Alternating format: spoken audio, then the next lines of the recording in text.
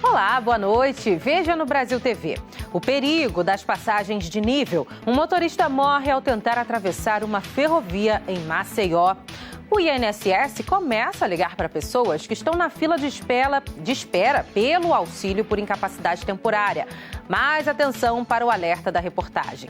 Nessas chamadas, ninguém vai pedir foto, nem número de documento, dados bancários ou senhas. É isso aí, cuidado para não cair em golpe. Você também vai ver que o número de pessoas enganadas com chamadas falsas vem crescendo e a Polícia do Distrito Federal está fazendo campanha de conscientização. E ainda, a polêmica sobre o destino de uma área que pode virar parque ou conjunto residencial em Minas Gerais. A batalha já dura 10 anos. Em Mato Grosso, acredite, estão sobrando vagas de trabalho. Quem precisa de emprego pode até escolher entre as oportunidades oferecidas. A disputa entre as empresas está muito acirrada, porque tem muitas empresas com muitas ofertas. E olha isso, a falta de chuva reduz o nível dos rios no Acre, forma praias e até uma pequena cachoeira. O Rio Acre virou ponto de lazer e o movimento foi grande no fim de semana. E o trabalho cuidadoso de veterinários do CETAS, um centro de reabilitação no tratamento de animais silvestres. Segunda-feira, dia 25 de setembro, o Brasil TV está começando.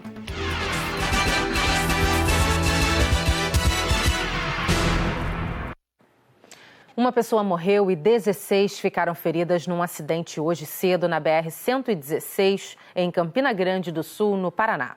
Foram mais de 8 horas e meia de atendimento ao acidente que aconteceu na BR-116, no sentido Curitiba, a 30 quilômetros da divisa entre São Paulo e o Paraná. O ônibus tombou pouco antes das 5 horas da manhã.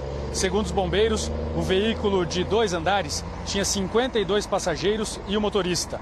Uma mulher de 52 anos que estava no andar inferior do ônibus morreu no local. O corpo dela ficou preso nas ferragens. O motorista contou que perdeu a direção e tentou voltar para a pista, mas não conseguiu e o ônibus acabou capotando. Quando vi, o bicho estava virando de ponta cabeça.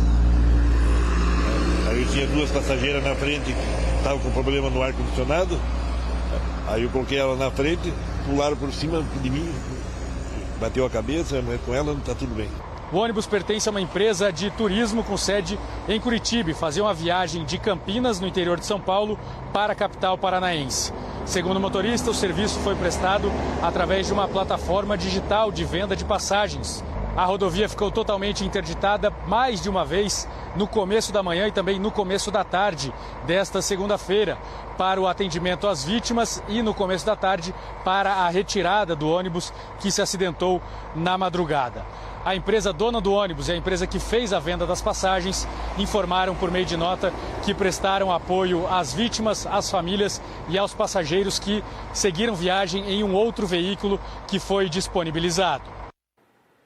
Acidente também na BR-040, no interior de Minas Gerais. Uma carreta que transportava motocicletas tombou na altura de Oliveira Fortes, que fica a 240 quilômetros de Belo Horizonte. O motorista foi retirado das ferragens e levado para o hospital com trauma na coluna e ferimentos pelo corpo. E o motorista morreu em Satuba, na região metropolitana de Maceió. As imagens mostram o momento em que o carro é atingido quando o motorista tentava atravessar uma passagem de nível.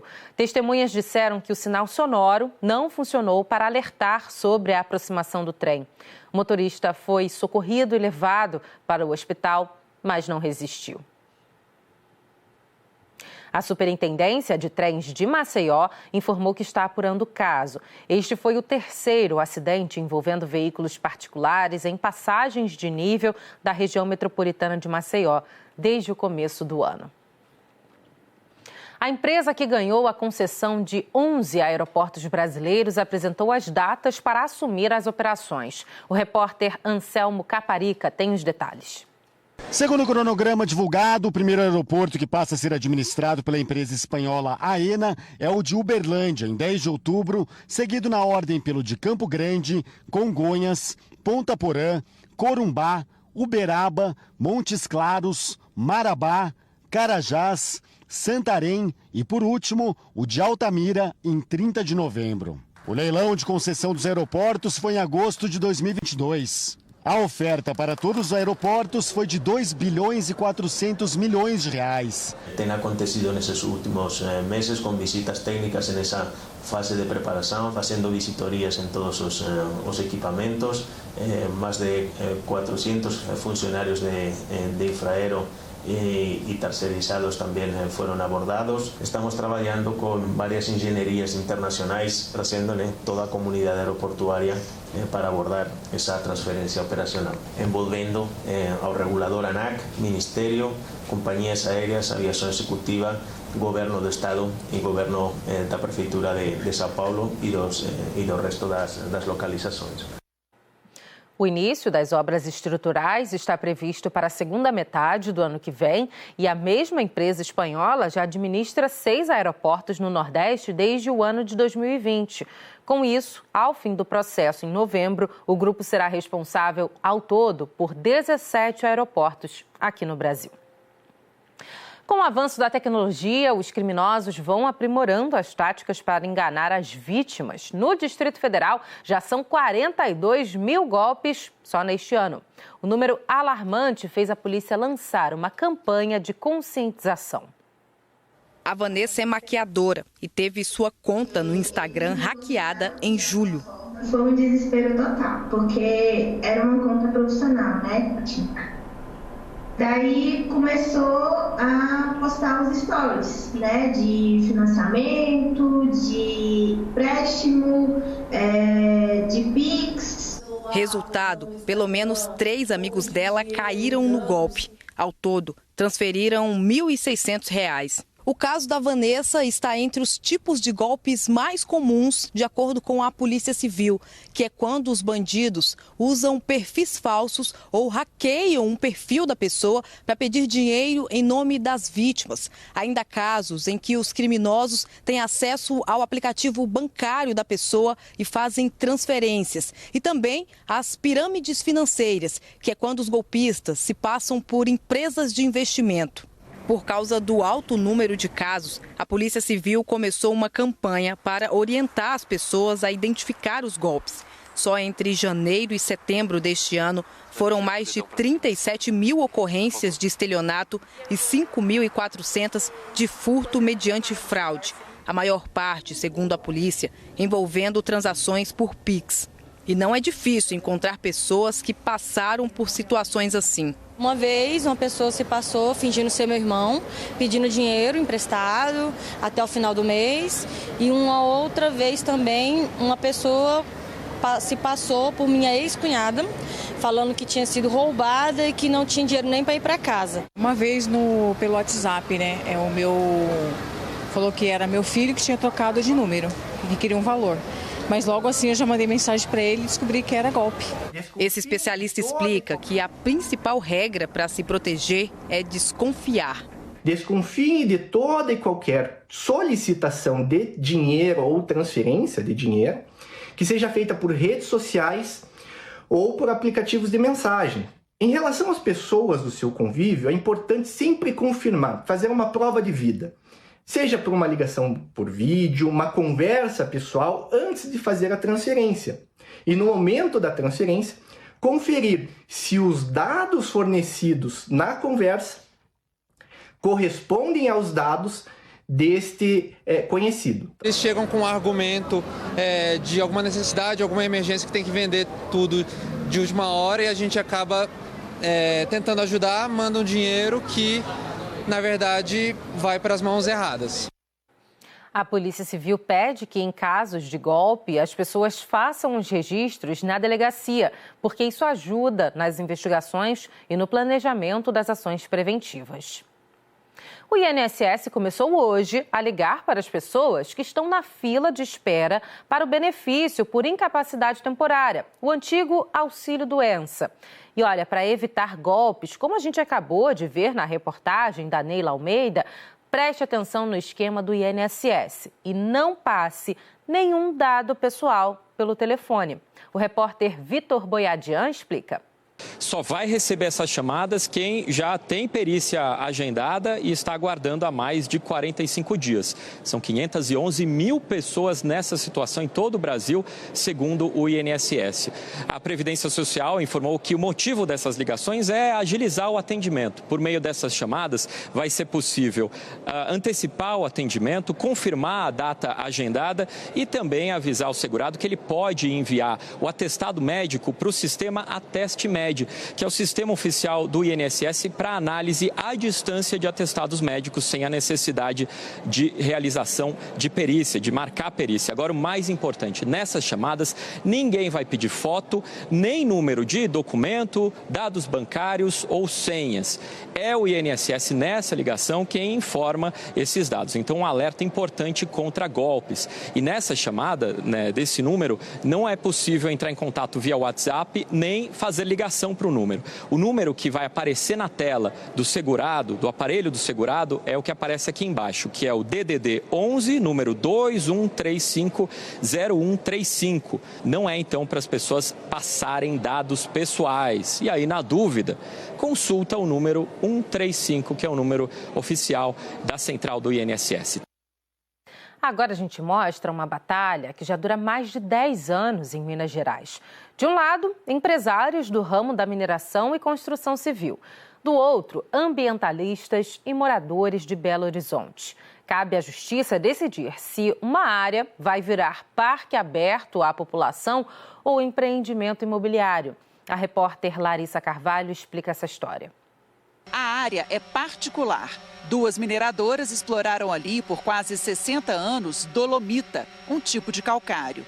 A mina fica logo atrás da Vila Acabamundo, na Praça JK, Avenida Bandeirantes. Dona Generosa mora na comunidade. A gente sempre tinha medo. Quando dava 11 horas até meio-dia, sabia que era a hora da explosão. E também vinha pedra também em cima das casas. Em 2005, a mineradora deveria ter encerrado as atividades, mas conseguiu renovar a licença para explorar a área até 2012, mediante cumprimento de algumas condições. A partir daí, começou a polêmica. Ao final da exploração do calcário nesta área da Serra do Curral, que é tombada pelo município de Belo Horizonte, a empresa deveria recuperar a região, fazer daqui um espaço público, coletivo.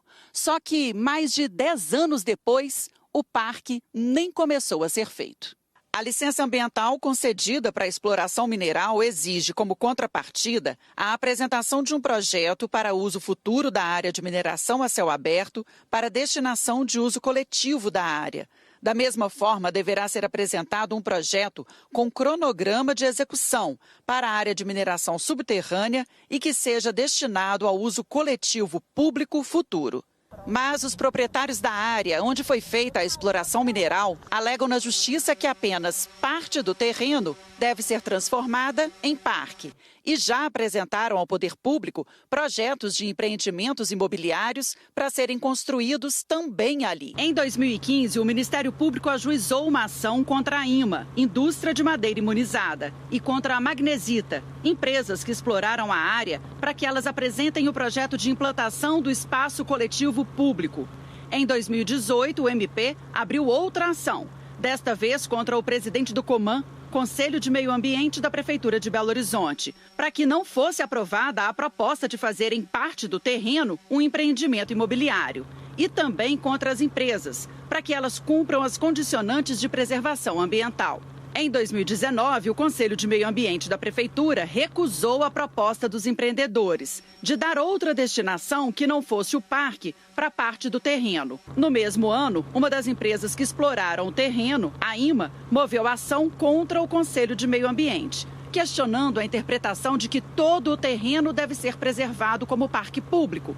As ações correm em conjunto e não tiveram ainda sentenças. Enquanto isso, moradores da região e ambientalistas cobram uma solução. Seria ótimo, já pensou? Você tem um parque aqui que você ir lá sem pagar uma passagem, sem gastar para entrar e na hora que você fazer um piquenique com a família, né? Belo Horizonte é uma cidade linda, nossas montanhas estão acabando, nossas serras estão indo embora. O que a gente tem que preservar. O mercado de trabalho está aquecido em Mato Grosso. O estado tem uma das menores taxas de desocupação do Brasil e, em muitos casos, quem procura emprego pode até escolher entre as vagas oferecidas. As indústrias de Mato Grosso estão com mais de 2.000 vagas em aberto, 400 delas no Distrito Industrial de Cuiabá. A dificuldade de preencher os postos de trabalho é uma consequência do avanço econômico do estado. Toda a agroindústria, precisa muito de força de trabalho. Construção civil é um setor que também demanda muita mão de obra. A indústria mecânica, elétrica e de alimentos, que são as vocações aqui de Mato Grosso. No segundo trimestre deste ano, a taxa de desemprego no Brasil foi de 8% da população economicamente ativa, enquanto em Mato Grosso ficou em 3%.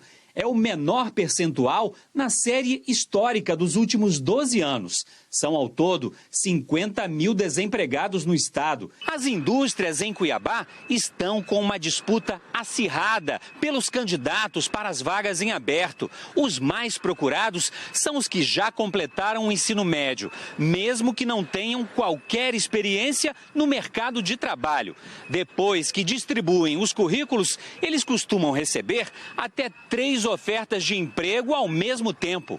Foi o que aconteceu com a Edna, que pôde medir os prós e os contras de várias propostas de trabalho, até se decidir por uma delas. Me chamou a atenção na entrevista, da recrutadora, gostei muito da conversa e ela já me apresentou todo o histórico da empresa, onde eu gostei muito. Na maioria das indústrias, o salário inicial para quem tem o ensino médio é de R$ 1.500. O aprendizado das funções requer tempo e dedicação. Mas muitas vezes, os recém-contratados acabam desistindo por terem recebido uma oferta que consideram melhor, geralmente pela maior proximidade de casa ou vale alimentação um pouco mais vantajoso. A disputa entre as empresas está muito acirrada, porque tem muitas empresas com muitas ofertas. A seguir, o cuidadoso trabalho de recuperar e tratar animais feridos. Você vai ver como funciona o Centro de Reabilitação Setas. Não saia daí.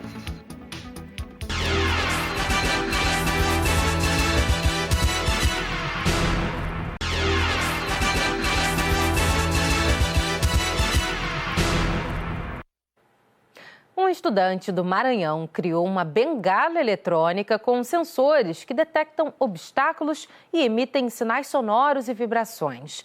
Uma ideia criativa que pode ajudar pessoas com deficiência. Foi um desafio lançado pelo professor de robótica na Semana da Pessoa com Deficiência que levou Pedro, de 15 anos de idade, a uma ideia. Criou uma bengala eletrônica. Passou a desenvolver a inovação nas aulas do curso de técnico de informática no IEMA. O equipamento tem sensores para detectar objetos e consegue alertar com sons imediatamente quando se aproxima de um obstáculo. O projeto inicial seria um sensor de ré. Por que não adaptar para uma bengala eletrônica? A gente adaptou e construímos a bengala. Consiste em uma placa de circuito impresso com um microcontrolador, equipada com um sensor de vibração derivada de smartphones, um sensor ultrassônico e um dispositivo que emite som. A bengala eletrônica utiliza dados dos sensores para detectar obstáculos. O sensor ultrassônico ele vai reconhecer as distâncias, para poder identificar se tem algum obstáculo ou não.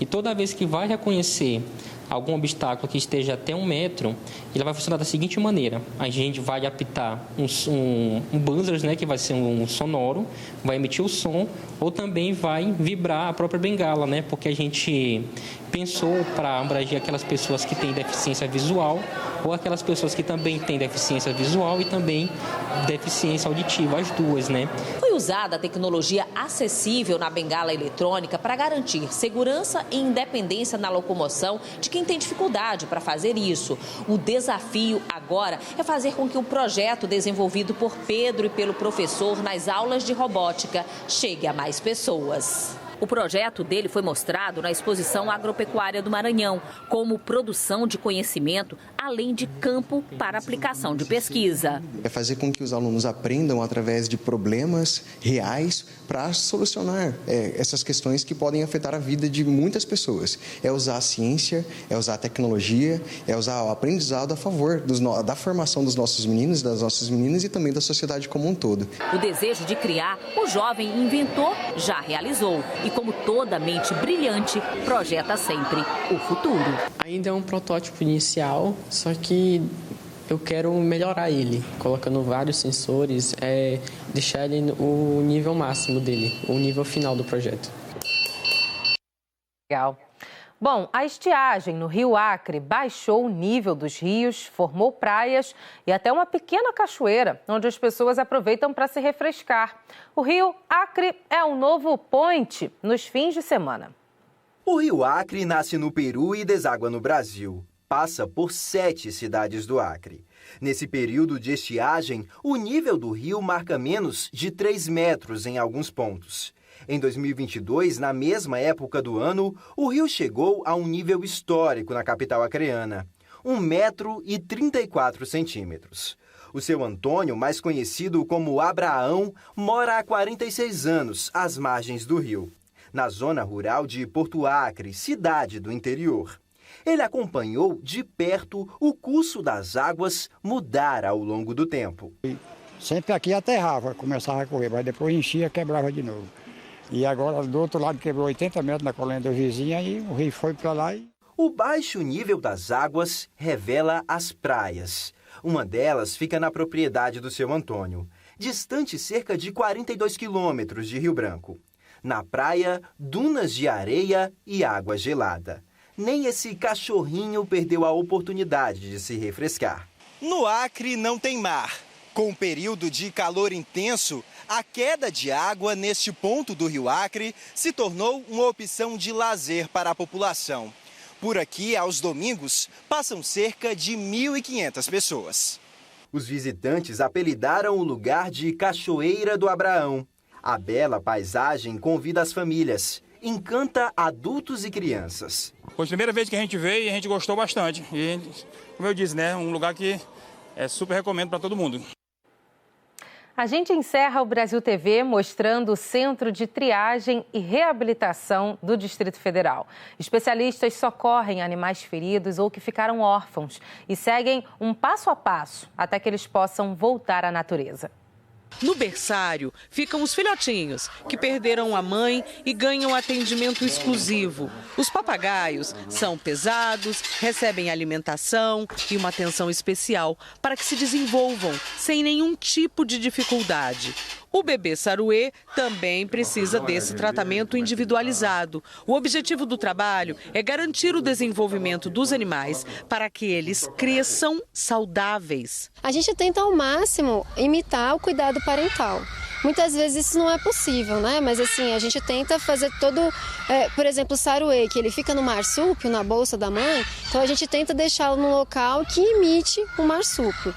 Enquanto fazíamos a reportagem, os policiais ambientais trouxeram uma jiboia machucada. Ela foi atropelada e estava quieta, com dor. A equipe dos CETAS rapidamente fez a avaliação preliminar e a cobra foi levada para o atendimento de emergência. De acordo com dados do Corpo de Bombeiros, de janeiro a agosto deste ano, foram registradas 44 ocorrências de atropelamentos de animais. Uma lei do DF de julho deste ano obriga a prestar socorro a animais atropelados. O que não pode é atropelar e fugir. E vale para motociclistas, ciclistas e motoristas, tanto animais domésticos como animais silvestres. A multa é de R$1.000 e uma forma de prestar socorro é ligar para a Polícia Militar no telefone 190. Somente no primeiro semestre deste ano, o CETAS recebeu 2.414 animais para tratamento e cada um deles é atendido de acordo com a espécie, levando em conta o comportamento e a segurança de todos. Aqueles que não podem mais ser soltos por incapacidade física ou de sobrevivência são destinados a zoológicos ou espaços autorizados para a criação de fauna. Este tamanduá-mirim é órfão. A mãe dele foi atropelada e agora ele está em enriquecimento ambiental. Vai ter de aprender a comer formiga e cupim para só depois ser solto. O ideal seria o quê? Que ele pudesse nascer, a mãe dele não fosse atropelada ou não passasse por alguma situação que ele ficasse um órfão. Porque, querendo ou não, essa questão da parentalidade é muito difícil da gente mimetizar. E quando a gente consegue, é ter essas áreas preservadas para eles poderem ser soltos em locais adequados, né? O Brasil TV fica por aqui. Outras notícias logo mais no Jornal Nacional, às 8h30 da noite, hora de Brasília. Uma ótima noite para você. Até amanhã.